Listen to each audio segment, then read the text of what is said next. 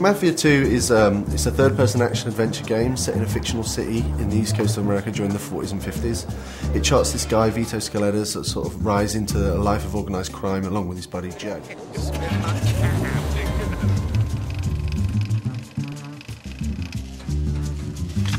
What is it that you want? I want to know why you had our friend killed.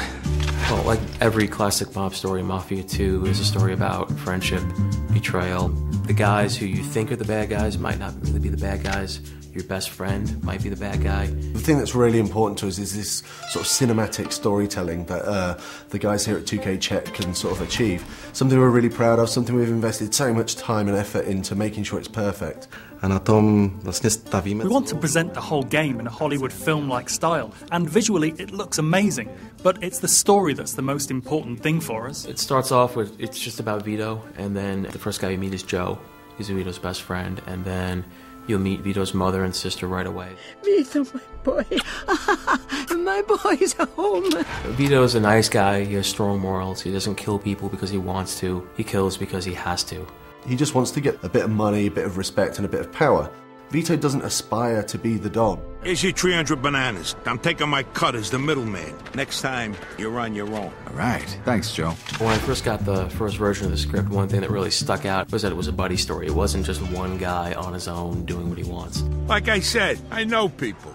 You get all the official paperwork tomorrow. Joe's sort of a shoot first, sort of ask questions later sort of guy, you know. Joe is the guy who comes up with the schemes and or tries to come up with the schemes, and Vito kind of makes sure that they both don't get arrested or killed. Joe just makes some pretty dumb decisions through the story, you know, and Vito is just left to sort of like deal with that and sort of get Joe, his best buddy, out of these scrapes. Don't worry, I thought of everything. I got these phone company uniforms so we can pretend to be fixers something. Sounds a little too simple. Our goal was to build the relationship in such a way that it's clear to us, or to the player, that Joe is his best friend.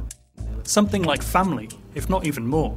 We'll find you a job where you can make good money without killing yourself, all right? Music to my ears. Besides Joe Barbaro, there's a lot of other characters that Vito meets and interacts with and becomes friends with throughout the story. The first real mob guy you meet is a guy named Henry Tomasino, who gives you kind of your first big break.